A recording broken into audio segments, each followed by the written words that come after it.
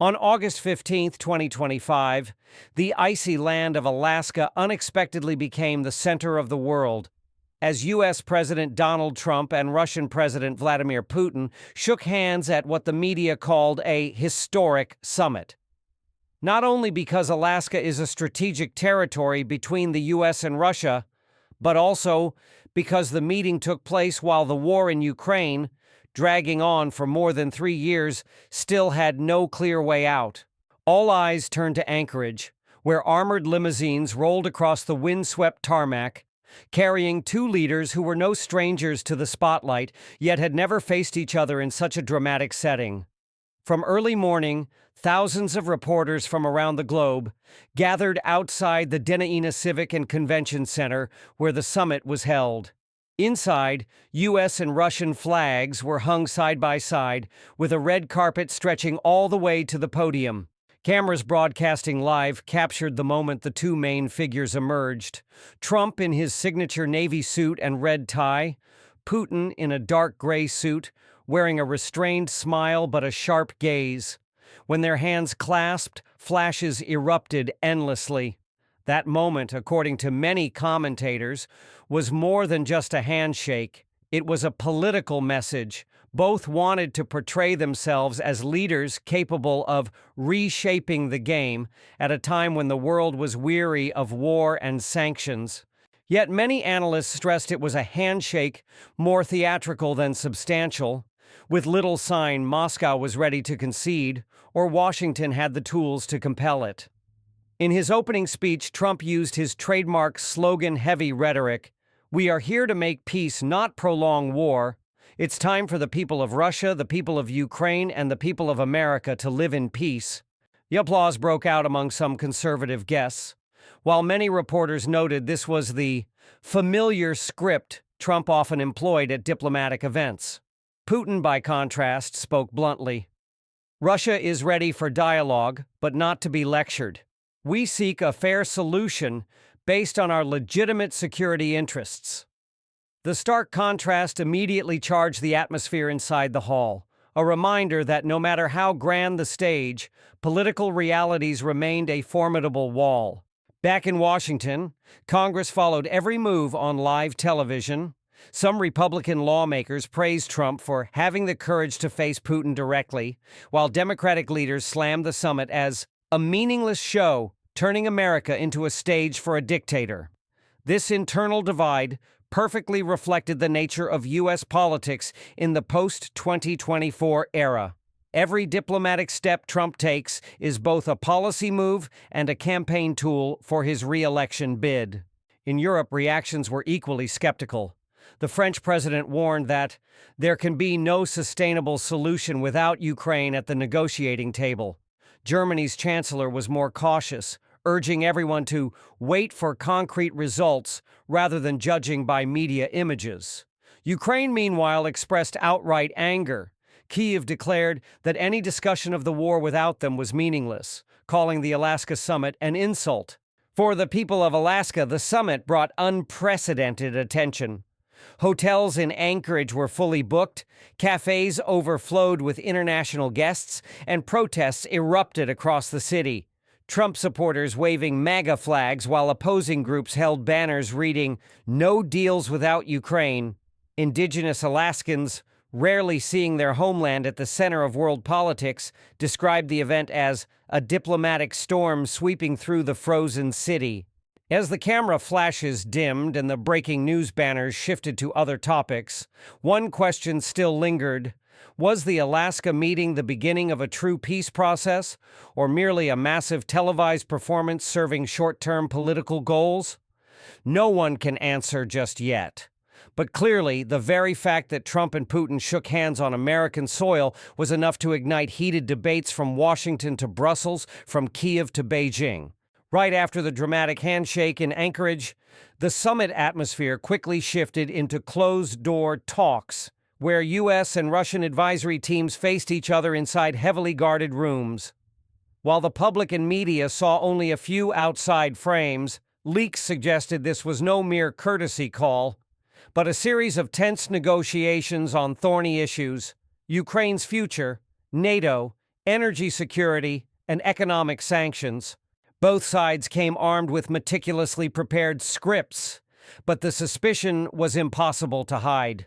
According to diplomatic sources, the Russian delegation entered the talks with confidence, seeing this as a chance to formalize some battlefield realities in Ukraine. Moscow wanted the U.S. to tacitly recognize control over certain territories, or at least commit to limiting military aid to Kyiv.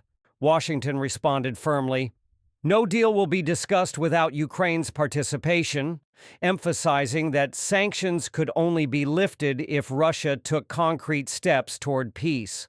Yet some advisors noted that Trump harbored ambitions to make Alaska a milestone, a place where he could stand before American voters and declare he was leading the world out of the shadow of war.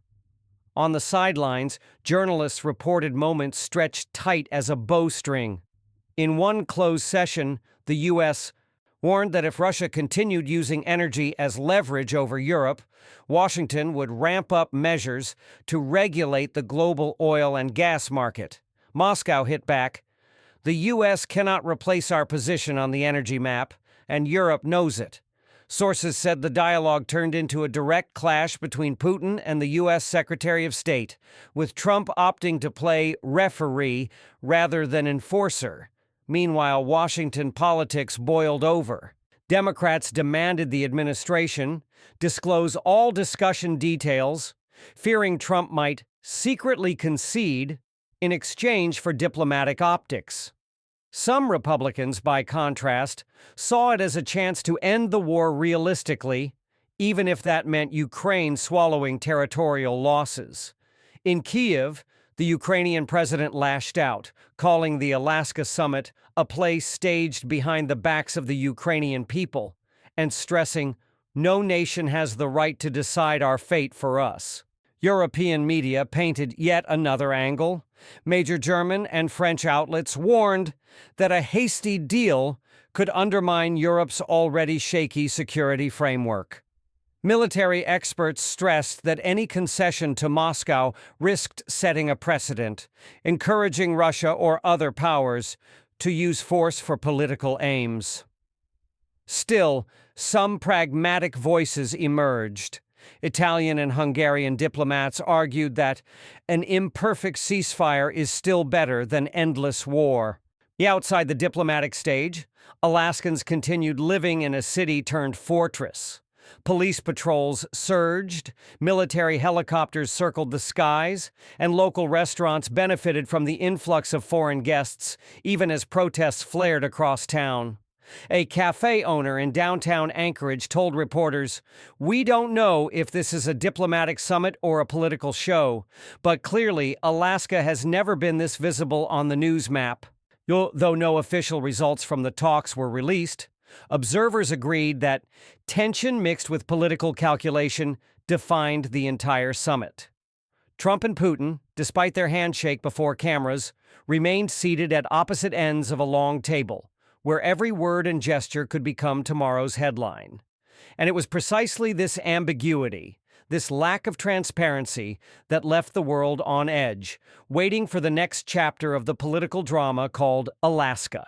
In the tense atmosphere of the Alaska summit, every moment the two leaders stood side by side became a focal point of attention, not only for its diplomatic significance, but also for how they used imagery in front of the global media.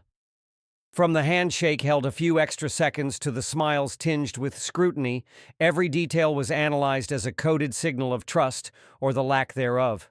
An AFP reporter noted, the mere sight of Trump and Putin on the same stage created a powerful effect, as if Alaska had suddenly turned into the epicenter of world politics. Inside the closed meeting rooms, officials described the atmosphere as not nearly as cold as the Alaskan outdoors. The two sides discussed in detail a host of thorny issues: nuclear arms control, the conflict in Ukraine, the Middle East situation, and even cybersecurity.